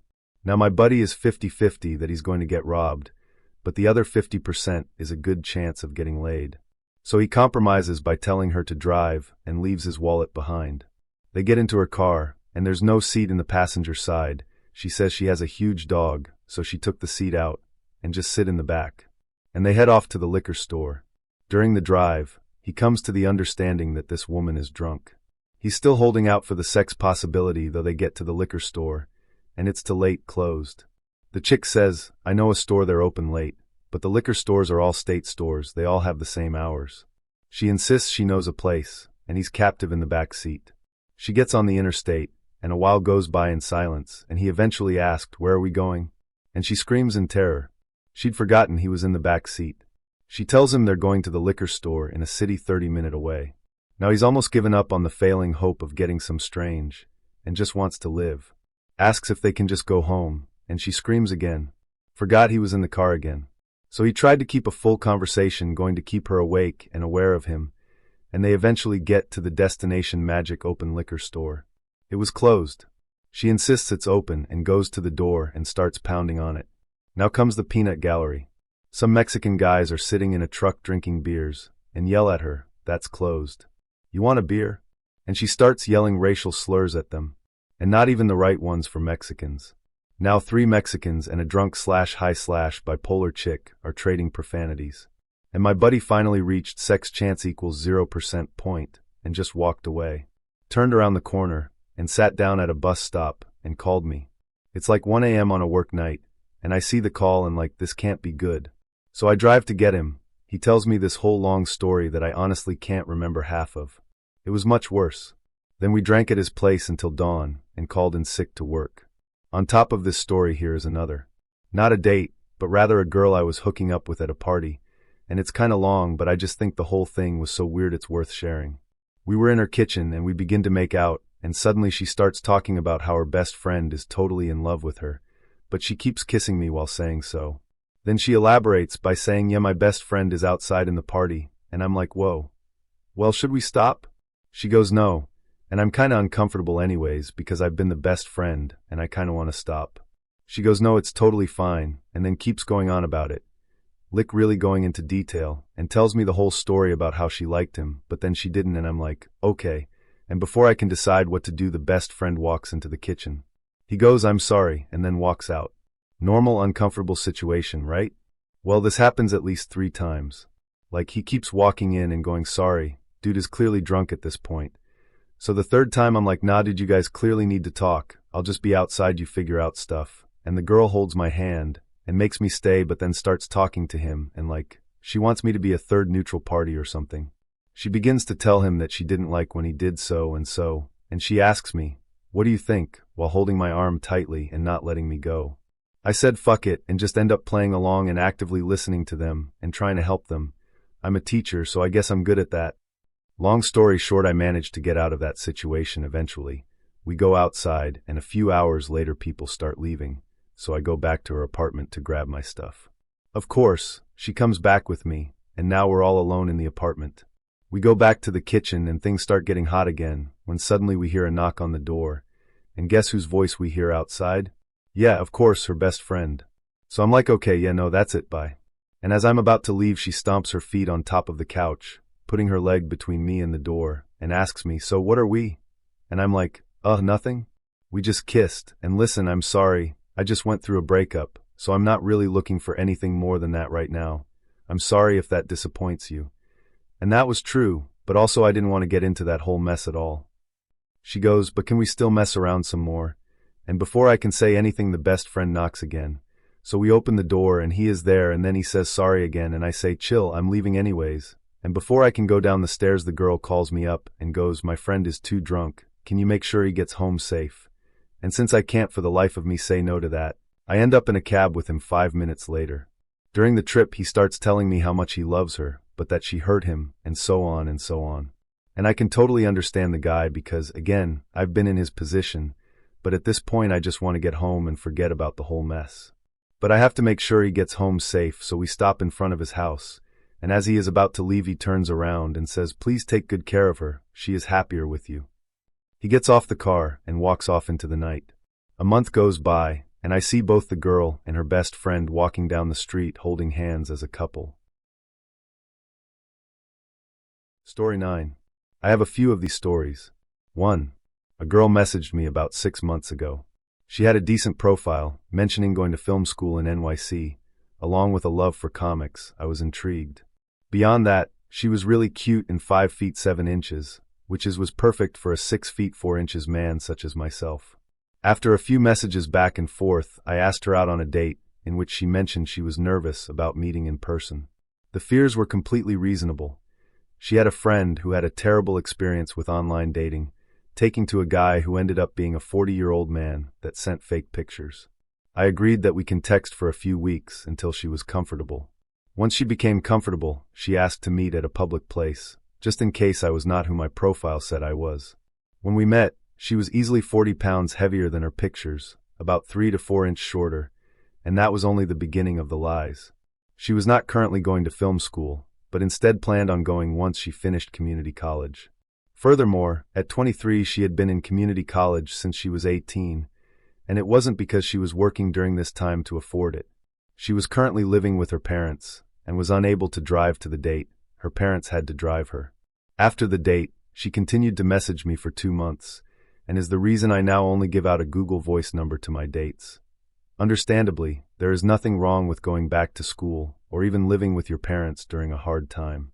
This, however, was not the case. She was neither looking for work nor had immediate plans to move on with her life. 2.1 of my dates knew they had Scrabble at this bar, and decided to play board games there.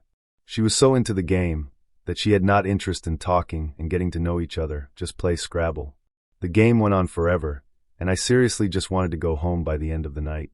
Sure, Scrabble may be fun for some people, but not on a first date at Prohibition Bar, especially when you refuse to talk between turns. Afterwards, she talked about how she cuts her own hair, her daddy issues, and how she sees a psychiatrist for image issues. 3. I am at a wine bar with a date. We are having a good conversation, and the date was going decently, not bad, not great. After a drink, she starts slurring her speech a bit, and then says, "Can I ask you a serious question? Are you gay?" After explaining that I am not even bisexual, she then say, "Well, I am not that into metrosexual men." This girl proceeded to message me 5 more times on OKC to see if we can hang out as friends. 4. And my favorite, my first date on OKC got drunk and vomited at a bar. When I offered to walk her home, she refused, saying she does not want some stranger from the internet knowing where she lives. I even offered to walk her a few blocks from her place, in which she still refused. I am not going to leave some drunk girl, no matter how obnoxious, stranded in the middle of downtown SJ, so I just walk around town with her for 3 hours. During that time, she talked about her pet rats and her scoliosis. After she sobered up, I let her drive home, in which she then texted me the next day to say, I did not feel a romantic connection. 5. Story from a friend. Lovely young lady, attractive, funny, and loved the same movies I do. She had a sort of free-spirited thing about life that at times my structured engineer self can't wrap my head around. Though I figured, what the hell, let's meet for drinks and see.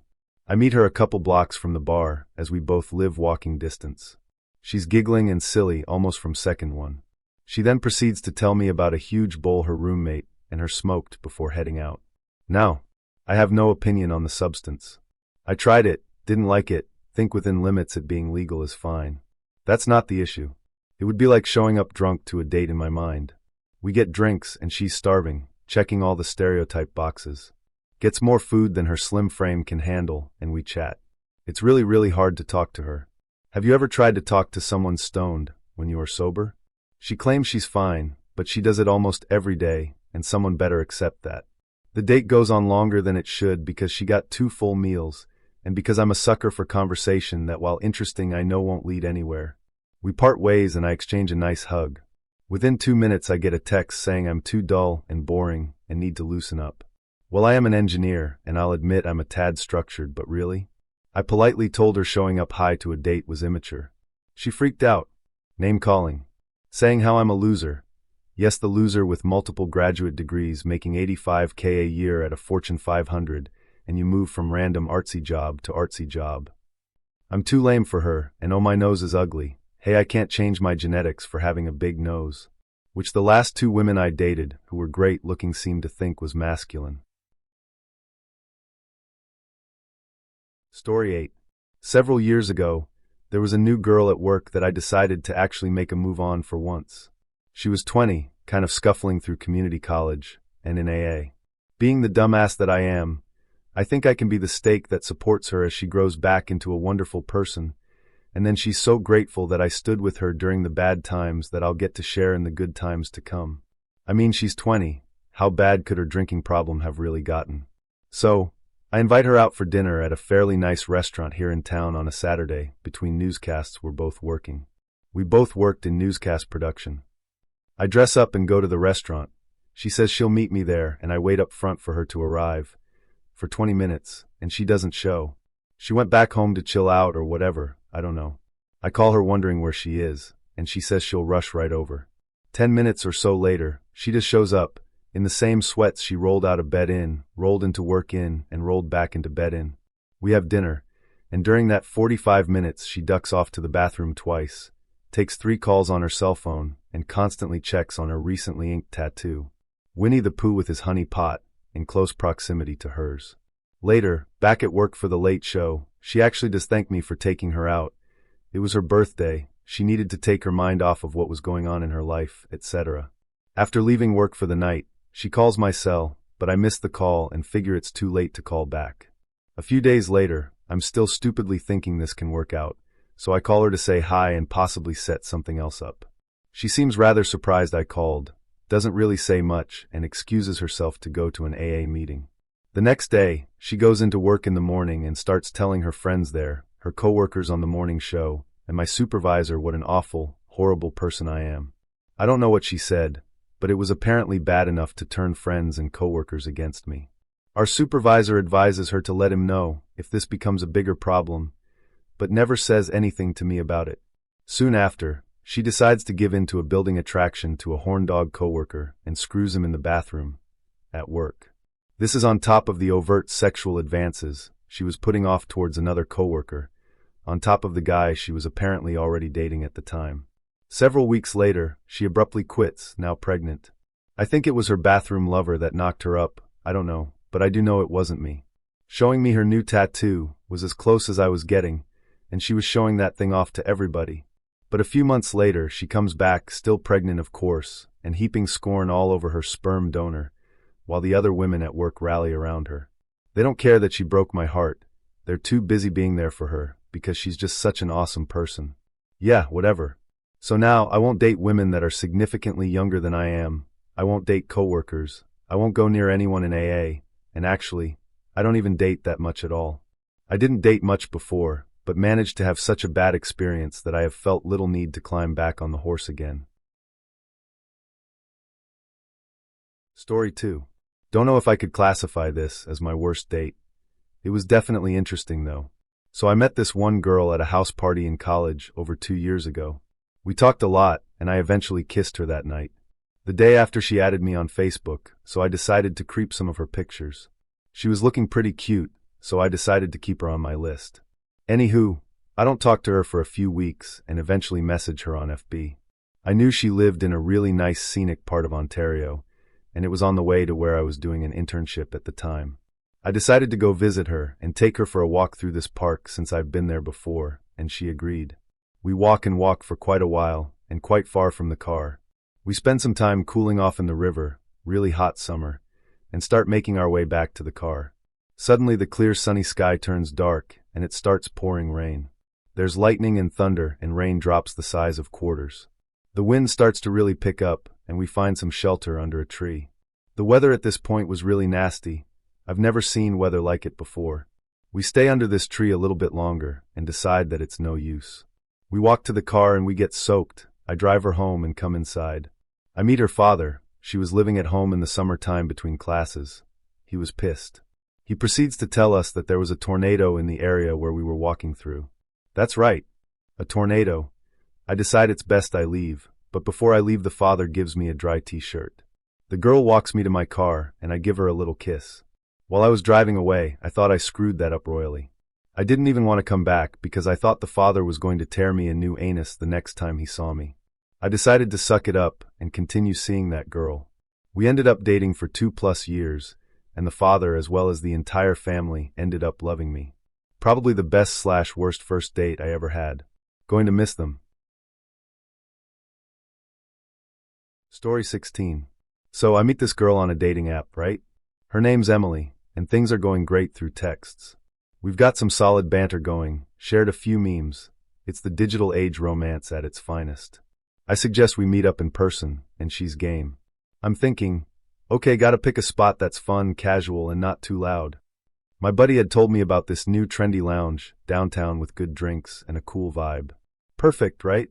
Well, little did I know that this trendy lounge was actually a strip club. Yeah, you heard that right. So the night of the date, I'm feeling pretty confident. I pick her up, and we head to this lounge. Now, as soon as we walk in, I notice something's off. It's dimly lit, which I expected, but the ambience was a little, let's just say, extra. There's a lot of neon, a bit more red lighting than you'd typically find in a cocktail bar, and the music was, how do I put this, aggressively sexy. But hey, maybe this place just has a unique vibe. Who am I to judge? We grab a seat, and I'm about to impress her with my knowledge of cocktails when, out of nowhere, a woman who is wearing significantly less clothing than anyone else in the room appears on a stage in front of us and starts, well, doing her thing. It takes me a moment to process what's happening. Like, my brain is fighting to convince me that this is just some kind of modern art performance. Then it hits me. This is not a trendy lounge. This is a freaking strip club. I glance over at Emily, who is now sitting there with her mouth slightly open in what can only be described as a mixture of shock, horror, and the realization that she's on a date with possibly the dumbest man alive. And what do? Like any sane person in this situation, I blurt out, so I guess I should have checked Yelp reviews, huh? She doesn't even laugh. Not a chuckle. She just stares at me like she's trying to figure out if I'm a moron or a pervert. I'm desperately trying to figure out how to salvage this when the waitress, also scantily clad, because of course she is, comes over and asks if we'd like anything to drink. And because I'm the king of terrible decisions, I order us both drinks. Yep, I decided the best way to handle this situation was to stay and have a drink at the strip club. By this point, I'm in full-blown panic mode, but for some reason I think, maybe if we just sit here and chat like it's a normal bar, everything will be fine. Spoiler, it was not fine. Emily's trying to make small talk, bless her heart, but it's hard to have a conversation when you're actively avoiding eye contact with everything in the room. The dancers, the patrons, the waitstaff, literally everything in my field of vision is a disaster zone. To make matters worse, this guy who clearly spends a lot of time here decides to plop down at our table. He's got a beer in one hand, and with the other, he starts giving me unsolicited advice about how to treat a lady in a place like this. I'm sitting there trying not to cry laugh, while Emily looks like she's mentally writing a Yelp review titled Worst Date Ever. Finally, I decide it's time to throw in the towel. I apologize profusely to Emily and suggest we get out of there and go literally anywhere else. She agrees, probably because she fears for her sanity at this point. We leave, and the car ride is the most awkward silence I've ever experienced. I drop her off at her place, and she gets out of the car so fast I'm surprised she didn't leave a smoke trail behind her. The cherry on top. The next day, I get a text from her saying, "You seem nice, but I don't think we're looking for the same thing. Best of luck," which is dating app code for lose my number, you weirdo. And that, my friends, is the story of how I accidentally took a first date to a strip club and ruined any chance I had of a second date. The moral of the story? Always check Yelp reviews before picking a date spot. Story 13. Younger sister set me up on a blind date with an older coworker, said she thought we'd get along great.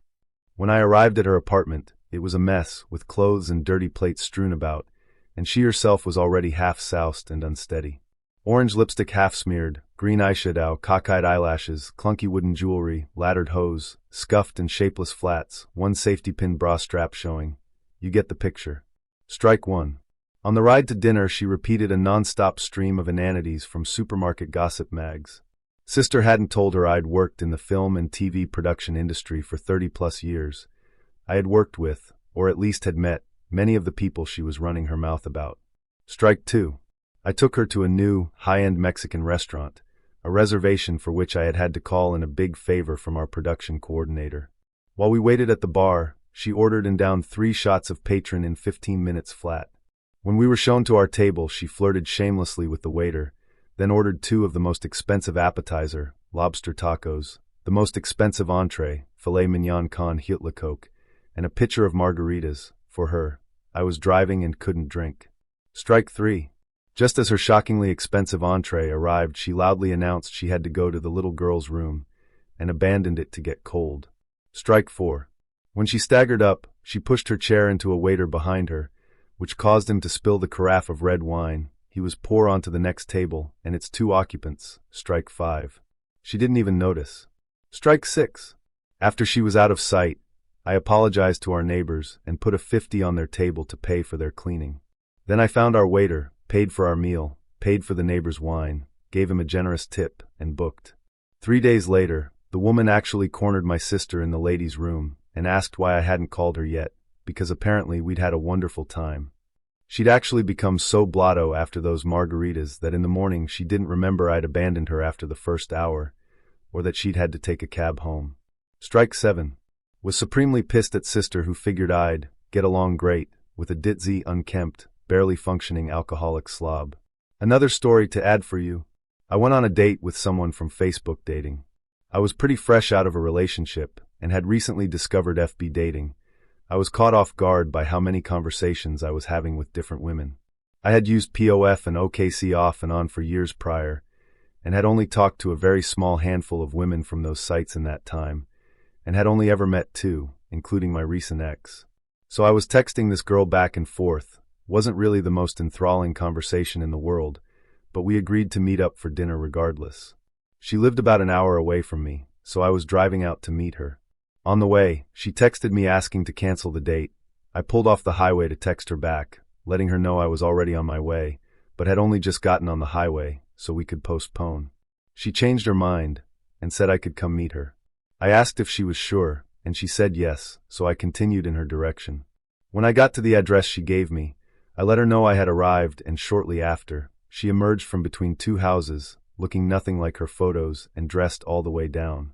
I didn't think much of it when I saw it, but once she got in my car, I was overwhelmed with the stench of what I could only describe as raw garbage. I didn't comment on it, and carried on with our date, quietly wondering to myself if I had just picked up a homeless girl. We went to Kelsey's, had dinner and some entirely unremarkable conversarian, and called it a day. I paid for per meals, and she had me drop her off at a different location than I picked her up from. Never spoke to her again. Story 15. For warning, this is going to be a long one. So a few years back, I went on a date with a guy I met on Tinder. I know this should have been my first red flag. I was 23 at the time, and he was 22. We had been talking for a while, and he seemed normal enough, so when he asked me on a brunch date, I said yes. He wanted to pick me up, and I stupidly agreed. So it all started off normal. The conversation was okay, and he was nice, but I wasn't really feeling it. Well, come the end of our meal, he says that he has a few more hours before he has to work and wants to keep hanging out. I couldn't come up with a good excuse not to, so instead of taking it back to a house, I suggested I show him around town a little. He was new to the area and said okay. So, after driving around for about an hour and a half, his truck starts overheating. He jumps out and checks under the hood and realizes that he got a hole in his radiator. So we head back to my place, and I told him that he could hang out for a bit and wait for his truck to cool down a bit, so he could get back home, but I had to work on a few things. He comes in, and I offer him a beer since I was going to have one while I worked on painting some cornhole boards for work. I turned on my TV and let him play some music.